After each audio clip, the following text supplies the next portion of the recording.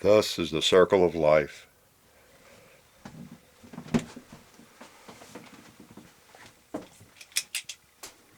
Hey, Hickok 45 here, completing the cycle from empty brass to loaded round, ready to shoot.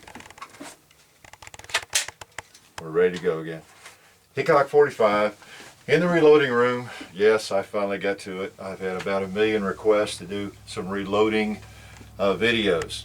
This one, don't get excited. It's just going to be the basics. Because a lot of you are trying to decide whether to even reload. I know that. You're also trying to make a big decision about whether or not to start out with a single stage press or go ahead and get a progressive press, right? Yeah, I can read your mind. I can also read your messages. So I know that's a big topic. It's a big decision you're trying to make. Maybe even whether or not you want to hand load or not. You know, that's an issue. So those are the issues I want to touch on right now. Whether or not you want to even reload yourself. Hopefully give you a little insight into making that decision, maybe. Just based on my own experience, again, as everything is that I do. I've been reloading since 73, 74, and I've gone through a lot of different presses. Well, I say a lot, not that many really. I've gone through 2 or 3 different major changeovers, and I've had some good experiences, a few not so good experiences. I just want to give you some of my experience, but also mainly I want to give you the questions probably that you want to ask yourself. Some of the things that you may not even have enough experience to know what questions to ask sometimes, okay? And so I can't really answer, 10 in-depth questions and, in messages or email about what I should do to get into reloading. So I'm going to do some videos, and hopefully this will help you a little bit. Whether or not to reload, first of all, whether or not you want to do it. I know a lot of you are thinking about it. Some of you that you may see this video 2 months from now because you're not really thinking about it until then, but I know a lot of people are now, particularly with the cost of ammunition and so many more people buying guns, these days over the last year or two, and with the price of ammunition escalating at the same time. I know it's a major, major issue. So let me go over some things, just some basics of hand loading in this video. I'll do a part 2 and get a little bit more in depth at some point here. First of all, big question is how much am I going to save? And I know that's one of the reasons a lot of people get into hand loading, of course. You do save some money per round, of course. Not as much maybe as you'd think, depending on what it is. If it's a big, heavy, expensive bullet, a 45 of some sort, you tend to save more. Heavy rifle round or whatever. But then by the same token, I think with a 223, which is a very light bullet, 55 grain bullet, you save a fair amount there too. So it just depends on the caliber and whether it's a rifle, whether it's a cast bullet, whether it's a jacketed round, and all those things play a role. How much you shoot is a big factor. Bottom line is you probably won't save any money. All right, you will save some money per shot, but you probably will shoot twice or 3 times as much. So as far as more money in your pocket, I wouldn't count on that, because once you start hand loading, you'll start wanting more brass to fill up and go shoot it, and you will, if you like to shoot, which you do, or you wouldn't be looking at this video and you wouldn't be thinking about hand loading, would you? So you won't save a lot of money, but you will shoot for a little bit less per shot, is what it comes down to. Accuracy is a point that I know comes up sometimes. Am I going to lose accuracy with hand-loaded ammunition? I don't think so. A lot of people hand load so that they can get the rounds tailored to their specific gun and experiment. Of course, factory ammo these days is really good, and you have a lot of selection. But if you're one of those people that I didn't want to reload, I need good accurate ammo. I'm not going to stuff my own bullets in there. I see people loading those lead cast bullets and pushing them in there and going out and shooting them, and maybe you've seen people shoot their hand loads and they couldn't hit anything with it, or I don't know what your experience might be, but my experience has been I can't tell any difference. I mean, it's just as accurate as factory ammunition. I think in the well, anything you've seen me shoot 9mm has been my hand loads. I don't load 40 caliber right now. I loaded it for 10 years. I just ripped off my 40 caliber dies to load 10mm when I got into 10mm, and so I don't have those dies. I just didn't think I'd be shooting as much. Actually, I've turned out I do, so I'll probably start reloading 40 again. But I reload all my 10, unless it's some of the factory ammo you've seen me shoot in the videos. I reload 45 Colt, all the 45 ACP, really virtually everything else in pistol caliber I hand load. So anything you've seen me shoot out here and hit anything with, it's been with hand loads for the most part.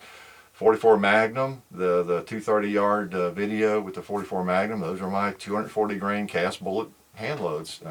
Same thing I've been loading for that gun since '74, when I got it. Anyway, so hand loads are quality, as long as you know what you're doing, take your time, study. You got to study. I'm not going to recommend loads or anything like that generally in these videos, however many I do on hand loading. This one I will stick to the basics, so catch me if I start getting too detailed and stop me, okay? Raise your hand or something, ask me a question, slow me down. All right, when you reload, you got to buy your components. There's no brass you can get in bulk. You can get about 1,000. This is a bag of a couple hundred I picked up at a local shop here in Nashville. Bullets you want to buy in bulk. These are 9mm. That's 500 right there. Oops, that's all right. These are, I think, 0 bullets. That's what I've been using in the 147 grain configuration. One reason I load 9mm because I like a 147 grain bullet. Here's a box of laser cast 45 long Colt. That's a box of 250 right there. No, that's 500, 250 grain. So you want to buy them in bulk. That's how you save the economy of scales there. By buying in volume, you generally save a little bit of money. Powder, usually buy it by the pound. As a pound, now that's $20 on that. Sometimes you can get a little bit cheaper than that, depending on the type of powder. Usually buy that by the pound. Your brass, most people that get into hand loading, they have thought about it for a while, so they're saving their brass. They're policing their brass from the range, so they've got some built up. Of course, you can order it from Starline or Winchester, any number of sources. What else here? Of course, if you're shooting, some of the modern or old military rifles, you have a steel case, so those you can't load. And that's one thing that's attractive about, of course, the old military guns and various calibers. If you have a lot of surplus ammo still available, you don't save as much reloading it, depending on what you're doing, what kind of shooting you want to do. Primers, usually buy those in a box. That's an old box I've had. That's 1,000 primers right there. So in terms of money, you want to buy in bulk when you can. If you know you're going to hand load and you're going to be loading quite a bit, go for volume. Yeah, you definitely want to do that. Now the big question that you're going to have, I know because I get it often, is when I start out, do I want to use a single stage press like this one or a progressive press like that one? The one that we just loaded that bullet on. Now, when we loaded that 9mm there just for demonstration purposes to open up the video, that was not the way you normally do that. Of course, you have 4 or 5 pieces of brass and bullets on there at a time, which I'll show you before the video's over. And this is the single stage. Boy, that's the question of the hour too. That is the big question. Do you start out with this like I did? This is my old RCBS press that I bought in '73, end of '73 I guess, and loaded with it for about 15 years. Loaded everything, 44 Magnum that I shot, 357. That was about it at that time. I never loaded a lot of rifle rounds. I've loaded 45-70, and I think I loaded some 243 on this back in the day, but mostly pistol rounds. That's a single stage press. It has, you see, it just holds one case at a time. You put them in there. That one's already decapped. And you just do everything you're going to do, you do it to all the pieces of brass. If I'm going to load, now normally what I used to do with this, and I've not used this press in 2 or 3 years probably, but I had to move it from the old location. I just got it kind of clamped there for demonstration purposes. Well, what I would do is get about 50 to 100, like 44 mag cases or whatever I'm loading, and get them all cleaned, and I would just put them here, stand them just like those, and then get in position here, and I would just, okay, first step, I want to decap them and resize them, and go up with it, put it down, different spot, do the next one, punches out the primer, and bells the mouth, no, I resized it. It's been a while since I've used this thing. And just do each one of them, and you just go through that process. And when you're ready to do something else, now you notice how shaky that is. I cannot stand a shaky press. I bolt these babies down. This thing was really bolted down. I just moved it over here temporarily. So you do all the cases, whatever step you're doing at the time. Why? Because then you need to change the die out. So then I put a different die in. The next die is going to bell the mouth a little bit so it will receive the bullet. And then I put powder in. And if you're using a single stage press, here it is. This is my dad's old. He used to reload some. You need to have a powder measure, here, and you put the case under that, and you hold it up there, and you just flick the handle, and it puts down the preset amount of powder in the case. Then you set it there carefully. Some people use a special thing to set them in so they don't turn over. I never really did. I just put them together there and didn't knock them over. Made a point not to drink too many beers while I was reloading. Actually, you'd never drink while you're reloading. You knew that was a joke, right? Smoking's not advisable either when you're reloading. I'll let you figure that one out. So, say they're all charged with powder. Now I change the die again, and I put in the bullet seating die. And I've just got some of these random dies to show you. And this is the one that would seat the bullet. And that's probably the most ticklish adjustment for me.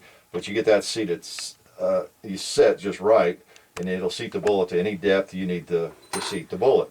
Because the bullet has to be the right depth. Obviously, if it just pushes it down to there, that's not right. It needs to be seated down into that little crimping groove right there. See? Now I've not belled these, so I don't think it won't go down in there. See, one step actually bells the mouth a little bit to receive the bullet. So it's got to be seated the right depth after you have the powder in. That's always advisable, right? Okay. And yeah, I guess I didn't say anything about the priming step on that. This is a little primer. What you do before you put the powder in is you put it back on there, and you got to go through all of them the same way. And you go up, and this is full of primers. You pick one up, you push it up in there, bring it down, seat that primer. You got to do that. That's one step itself too. Okay. So you have 4 or 5 different steps you go through with each go around there. You put a new die in and do that. It works. It works fine. Yeah, that's a single stage press. The operation, I could load on that if I had to go back to it, but I've been loading on these progressive presses for about, I guess almost 20 years, well 20 or more than 20 years actually, with these Dillons for about 19 or 20 years. Once you try progressive, you'll never go back to this. I just don't use it. Last thing I used this for was loading some 500 grain 45 70 rounds, and that's it. Black powder, actually. Had to seat them on this, the bullets. But other than that, I just don't use it. I may never use it again. I don't know if I'll load those again. But that's a single stage press. When you hear people talk about a single stage versus a progressive, and it is a good way to start. But then again, you have to pay whatever these things cost now. They're probably $150. I don't know. It may cost you a couple hundred or $250, maybe $3 to get the press and everything you need. A set of dies. It takes, your dies. If you're loading 357, you have to buy the die set, and I don't know what those cost now. You've been bought them for so long, 50, 60, maybe $70. I don't know. A set of dies for that caliber, and all your accoutrements, your primers, and your primer tray. You're going to have a nice little chunk of money in it getting set up anyway.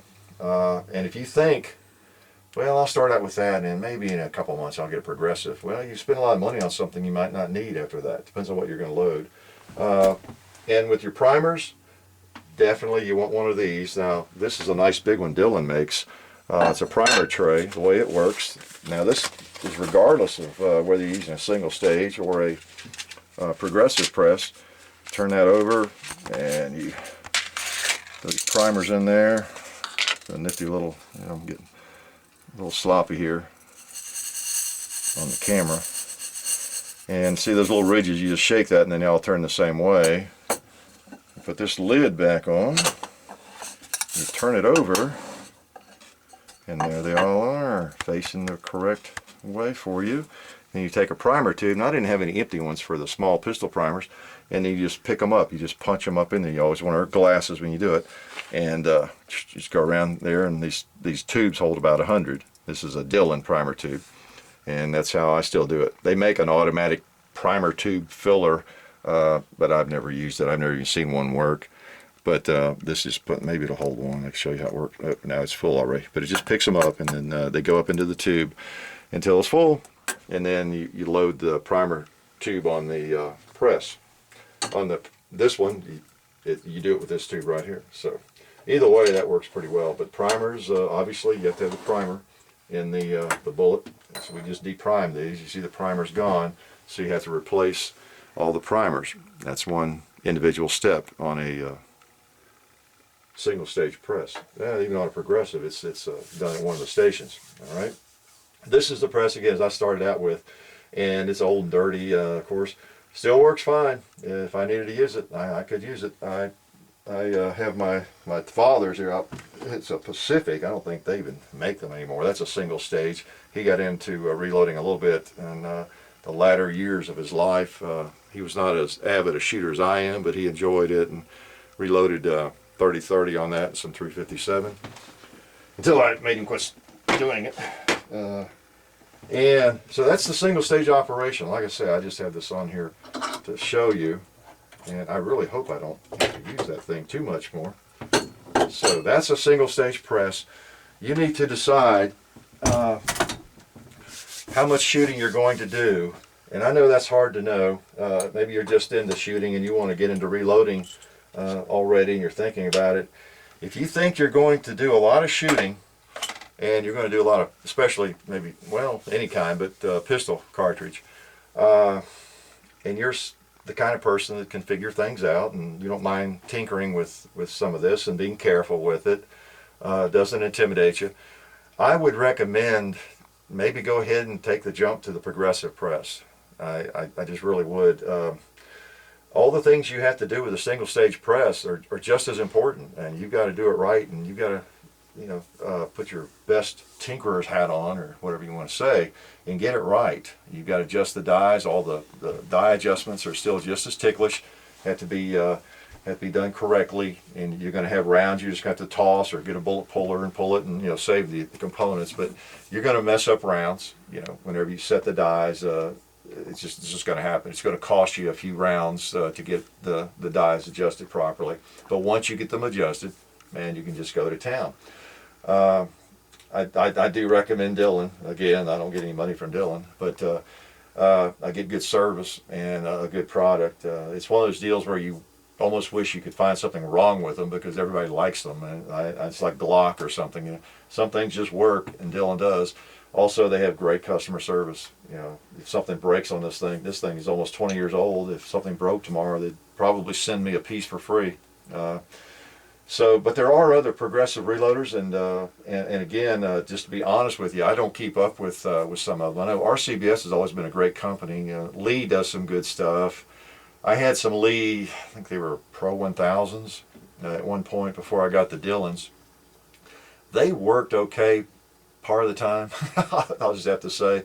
I would never have another one. Maybe they made some improvements in them, but the Dillon is like 10 times the quality at least, and you just don't have the trouble. I went to a friend's house and watched him load on one of these 550B Dillon presses, and he showed me how to do it, and I sat down and loaded a few, and of course I ordered one the next day. It was an unbelievable difference, and I'd had some experience with progressive reloaders too, so I wasn't a brand new reloader on a progressive type press. That's one of the big decisions though you've got to make. All right, again, I just want to cover the basics here. What you have to have, the essentials. I may be leaving something out. I don't have done this so long. I had to rethink here. What exactly do I use, and how do I do this? It's just like, how do you walk? I don't know. I just do it. But these are the components, and these are the choices you need to make. And I know the money is one of the concerns. How much am I going to save? Am I going to save like 50% or 75%? Well, you're not really going to. Like I said earlier, you may not save anything. You'll shoot more. You can kind of figure it yourself. Primers, I think the cheapest you're going to find 1,000 primers these days is about $30, probably more than that. So you're talking for 1,000. So you're talking 3 cents for a primer, okay, to load one of these. Bullets, depending on what you're talking about, if we're talking 9mm, to get 1,000 usually jacketed bullets are what we load in 9 for the most part. Yeah, I didn't even price them. I had quite a few built up. I think they're around $100, you know, for 1,000. In the ballpark, they may be more or less $10, $20. I don't know. You can just look it up and see. But you can do the math. So let's say they're roughly, for round figures, they're $100 for 1,000 of these. Well, there's 10 cents. Okay, so that's 10 cents. You got 3 cents in the primer. So you're 13 cents per shot at that point. Powder, depends on what you pay for it. There's 7,000 grains in a pound of powder. And it depends on your load. Like you might load just 4 or 5 grains in a 9mm, or even in a 45. It depends on the powder you use. It really does. Some powder is more bulky. You may use 10 grains of powder to get the same velocity that another powder you'd use 4 or 5. So you just have to know what you load, what you're going to use. But you do have 7,000 grains in a pound of powder. So you can see, you can pretty well do the math. And that's not counting the case. So you got to figure what, if you're having to buy the cases, that's another expense, or if you're saving your cases and how all that's going. But excluding the case, those are pretty much your expenses. Say 3 or 4 cents for a primer, anywhere from 10 to 15 cents. You know, it just depends on the bullet. Say for the bullet, and then your powder, maybe 2 or 3 cents. Could be more if it's a bulky powder. It was such that expense-wise, a lot of people did not reload 10 or 9mm because you could buy it at Walmart. If you could get it for $7 or $8, you really couldn't load it for that. I don't know, it's gotten hard to find in some areas, so some people are loading it just so they can get it, but you don't save a whole lot of money with 9mm, generally speaking. Okay, but you can run the numbers, and you know, you can find out pretty quickly. You got to add shipping, tax, and everything, and get right down. I used to do this on a spreadsheet back when I started reloading. Back when it was like a nickel a shot, 4 cents, 3 cents a shot. Those are some of the things just to think about. Okay, the big decision again, though, is how am I going to start? And if you have the money, you might want to look at the Dillon website, or RCBS, or Lee, or Hornady. There's several companies now that make the progressive presses, and there may be some just as good as Dillon, and they may have just as good a customer service I'm just not aware of. All right, so just full disclosure there. I don't know. I'm partial to Dillon. A lot of serious shooters are. You've probably heard that before. Because they're a great company. But you have to make that decision, do some research, and see what they cost, because they really work well. Let me show you real quick how this thing works. You've seen this, so I'm not going to load a bunch of ammo. And I haven't really used it much lately. I hope it's not working. So you put one in that first station there, and that's where it deprimes it. It punched the primer out and resized the case. And when I go to the next station, I put one in there again. Okay, now at the next station, and I know I've gone through this before in my other video, it bells it out, puts powder in it. Okay, now that same one's going on around the next station. I'm ready to seat the bullet, and you might be able to see the powder in there. So I seat the bullet, set it there, and it seats it. Okay, and it does the taper crimp, and so you got all that going on. So I can sit down and watch what I'm doing. And just get into a rhythm like that. And it doesn't take a genius to be able to do this, obviously, or I wouldn't be able to do it. Now, again, when I push down on that handle right here, that's where I'm pushing a primer back up into the empty pocket there.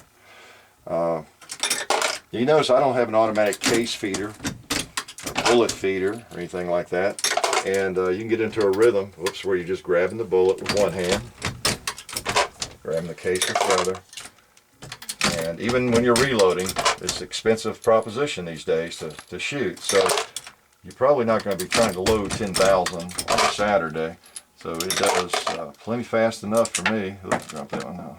Get in later. All right. So you can see how it goes there pretty smoothly. And that brass actually was not very clean, was it?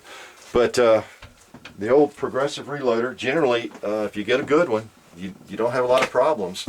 You got to adjust all the dies just like you do on a single stage. Once you get them adjusted, then you're set. I'll show you how simple it is to switch calibers too, partly. You just take those two pins out, pull that out, and I can reach over here. I'm not going to do it, but I could reach over here if I were switching to 10 millimeter, pull that up, slide it in there, put the pins back in.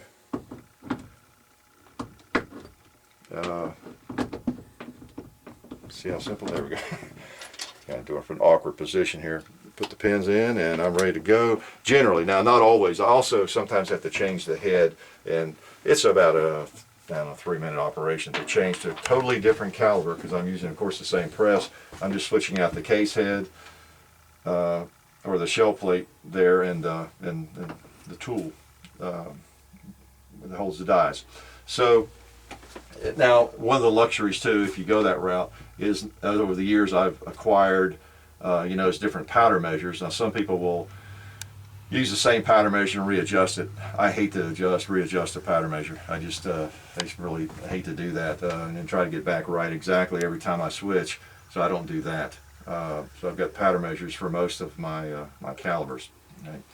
But that's a progressive reloader. It works really well. You saw me do that with the 4570 and the other reloading video. If you've not seen those, look them up. They're, I'll link maybe these to them, but this video to them. But I have one where I'm demonstrating what I just did there, and then also one on the other press where I'm loading 4570. I have another press just like this over here that's kind of cluttered up right now. I haven't used it in a while, but I load. That's another luxury I have. I load anything that takes a small pistol or a small primer on this press, and anything that takes a large primer on that press. Because if you don't, you have to change out your primer feeder and all that kind of thing. It's not a big deal, but I load a lot of different calibers, and so it's just one of those luxuries that makes it a lot nicer. So what have I forgot to show you? Now, the other route you could go, as I showed you the other day in the cap and ball video, you could just get a gun like this and have your reloading press on the gun, right? That's one option.